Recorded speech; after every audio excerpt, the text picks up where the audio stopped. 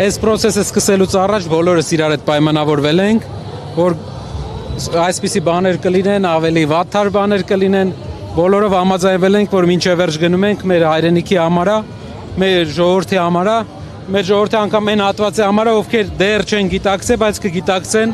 շատ արագ, թե մենք ինչից հեռու պահեցինք Հայաստանը։ Այդ մեղադրանքը ինչու՞մն է վերաբերում, ինչ որ փողերի լվացման մասին է խոսվում։ Անիմաստ թեմա է, անիմաստ։ Ուղղակի հիմնական նպատակը այն էր, որ մենք տեղեկատվություն ունեինք, որ ընտրությունից առաջ մեր կազմակերպական համակարգը ուզենալու են քանդեն առանցքային մարդկանց, ոչ, որովհետև մենք գիտեինք, որ իրենք այդպիսի բաներ են ուզում անեն եւ նախապատրաստվել էինք նրանով, որ յուրաքանչյուր մեզանից յուրաքանչյուրի հետ կապված մենք ունենք փոխարինողներ, որ պայքարը շարունակվի եւ մի քանի օր է մնացել մինչեւ հաղթական ավարտ։ Դուք սա որակում եք լինել չլինելու Հայաստանի գոյատևության պայքար եւ ասում եք այո մենք զոհաբերությունների կգնանք որպեսզի փրկենք ժողովրդին, բայց դրսում արևմտյան լրատվամիջոցներում այս պայքարը որակվում է ընդամենը Ռուսաստանի եւ արևմուտքի պայքար, հակառուսական տրամադրությունների ներքո է ներկայացվում։ Ի վերջո ի վիճակի կլինեք հաղթահարել այդ բարիերը, որ ստեղծվել է այդ կոնսենսուսը, որ կա արևմուտքի կողմից իշխանությունների նկատմամբ։ Գիտեք, այդ ով որ հայտարարում է իրենց համար կարևոր չէ, Հայաստան 100,000 ադրբեջանցի կապրի, 200,000 ադրբեջանցի կապրի, թե ով կապրի, իրենց համար կարևոր է ուղղակի ինչ որ ձևաչափով Հայաստանը հակադրել իրենց շահերի համար, բայց մեր համար կարևոր է, որտեղ այս վերջի տարածքն է մեր հայրենիքի, որ մնացել է հայկական եւ մենք պետք է չթողենք դուր բացվի։ Այս է տարբերությունը։ Ինչ վերաբերում է լինել չլինելը, մենք չենք ասում։ Սա կարևոր բան է։ Մենք ասում ենք Հայաստանի ձևաչափի փոփոխություն է տեղի ունենալու։ Հայաստանը տարիների ընթացքում առերեսվելու է, քիչ-քիչ նախիջևանացում է լինելու։ Այսինքն դուռն են, մենք դեմ ենք կանգնում դուռը բացելուն, որ դուռը չբացվի երկրի եւ մեր երկիրը մնա հայկական։ Господин Карапетян, как вы видите дальнейшие отношения с Россией, Арменией с Россией? На русском, на армянском. На русском, пожалуйста.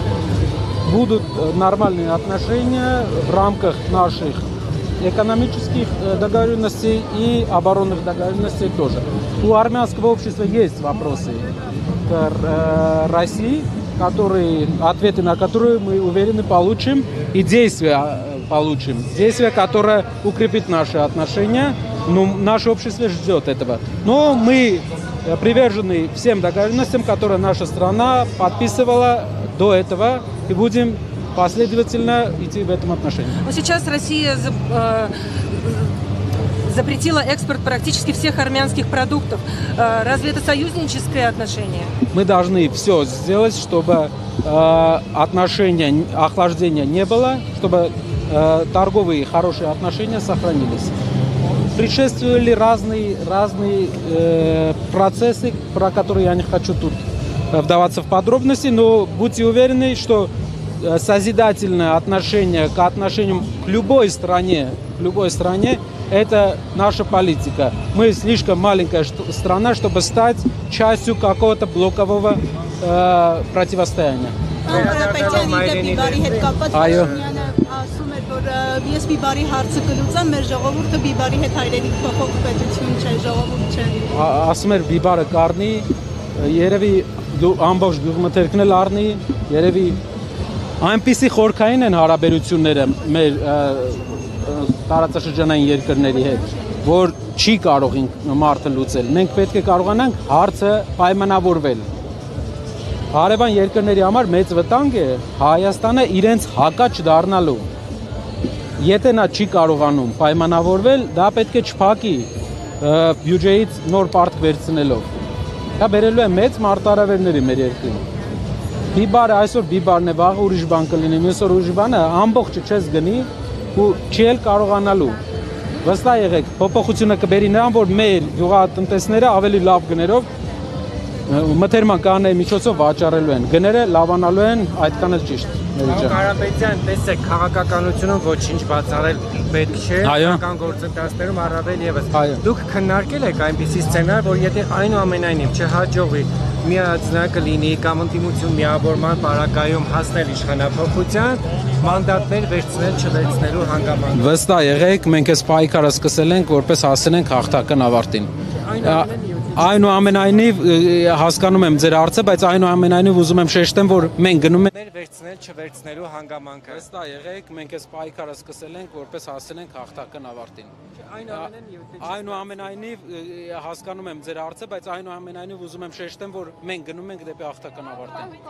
Մեր հիմնական նպատակը այդ է՝ հաղթական ավարտ, փոփոխություն, որովհետև այն վտանգները, որ գալու է այլ ընտրանքը մեզ համար ընդունելի չէ։ Ինչպես է գնահատում նաև տարբեր մարզերում ՀՊԻ կողմից, ՀՊԻ-ականների կողմից, ընդդիմադիրների թիրախավորումը, ծեծու ջարդը եւ այլն։ Իրենք հագել են մի կոստյում, որը շատ ծանոթ կոստյում է մեզ հիշեցնում,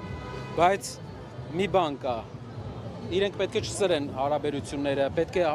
խնդրահարույց վիճակ չստեղծվի մեր ժողովրդի մեջ, այդ հակասությունը մեզ չի սազում, դա լուծելու ենք, բայց քալերտը սկսվել է։ Պարոն Կարապետյան, եւ այդ 300,000 ադրբեջանցիների հայցակարգ էիք ներկայացնում, ի՞նչ փաստաթուղթ էր դա, որքանով է այդ փաստաթուղթը հիմնավոր։ Հայեցակարգը արևմտյան Ադրբեջանի, այսպես կոչված արևմտյան Ադրբեջանի համայնքի հայեցակարգն էր, որի դեմ մենք աշխատում ենք, որը ներկայացվելու է մեր ժողովրդին։ Իրենց փաստաթուղթներ, որը օֆիցիալ իրենք ներկայացրել էին ՄԱԿ-ին, բոլոր միջազգային կառույցներին, որպես իրենց համար հայեցակարգ այստեղ տեղափոխվելու, որտեղ շատ մտահոգիչ կետեր կան։ Ու թող այդ նույնը ասի այն երկրի այն մարդուն, ով որ 2 ամիս առաջ դուրս եկել հայտարարել էր, որ պետք է հետ գնանք։ Ադրբեջանի նախագահն էր հայտարարել, Ադրբեջանի նախագահի օգնականն էր հայտարարել, Փաշազադեի տեղակալն էր հայտարարել, Ալեն Սիմոնյանն էր հայտարարել, તો Արսեն Թորոսյանը հայտարարել էր, որ մենք պետք է սովորենք ապրել այլ ազգերի հետ։ Իրենք պետք է մարդկանց ճիշտը պատմեն, որ մարդիկ իմանան ուր են տանում մեր ժողովրդին։ Երբ որ իմանան ուր են տանում մեր ժողովրդին, բոլորը